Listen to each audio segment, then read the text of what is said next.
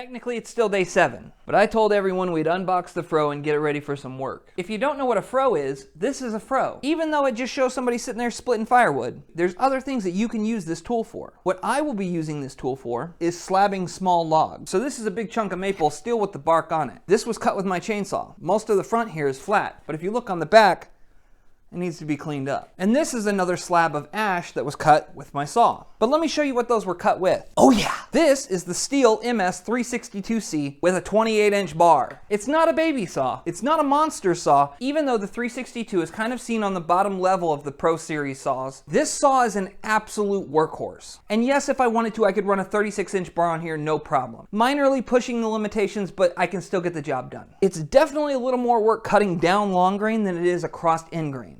362 is my baby. But what I can do with the FROE is take a log that's 4 feet tall, and I can run that FROE down it and wedges and split out slabs to be able to run them through my planer to slab out logs without a bandsaw sawmill, without a chainsaw, and produce things like this. This is a piece of ash from my backyard that's slabbed out. So to be able to take something like this and not have it messy as that and split it down and then run it through the planer, but this is much cheaper than this. This is $50. This is $1,000. You see the difference? So we're gonna unbox this FROE from Lehman's and let's take a look inside. Plop. Ooh, like butter. Just look at this. She's opened up paper, and it looks like it's just the blade and handle. Definitely needs to be sanded. Our blade, ooh, look at that. Not very sharp, but we're gonna sharpen her up in just a second. Let's get a measurement on that blade. 14 inches. Yeah, this needs to be cleaned up. The bit marks are still on here. This is Amish made, and your handle is gonna go right through here.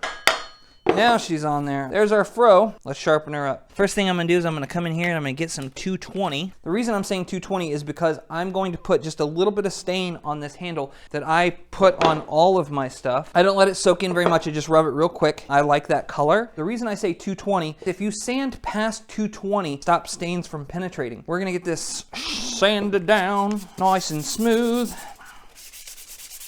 Remember, try not to get too much dust on everything. All right, we're gonna glove up and grab a shop rag. Tear my shop rags in half. We'll oil it afterwards. Very, very, very light. That's what I put on everything that I own. I say, if it's your FROE, you do what you want with your FROE. And I shall do what I please with mine. Not a lot, nothing crazy. Again, the number one thing that every woodworker should have is a wooden mallet. We're gonna grab boiled linseed oil. Come on, man. Are you kidding me? What the Holy crap. I haven't used the linseed oil in a little while. So I'm gonna rub that in all over the handle. There we go. We're gonna do that once a day for a week, once a month for a year, and then every year following. Grab a paper towel and just clean up what's left. It just pushes the stain down in the grain. It looks really pretty. Now, let's sharpen this blade. All right, we have our 14-inch FROE. This is just a normal mill bastard file. I want this blade sharp, but I don't want it razor sharp. I'm just getting it a little sharper.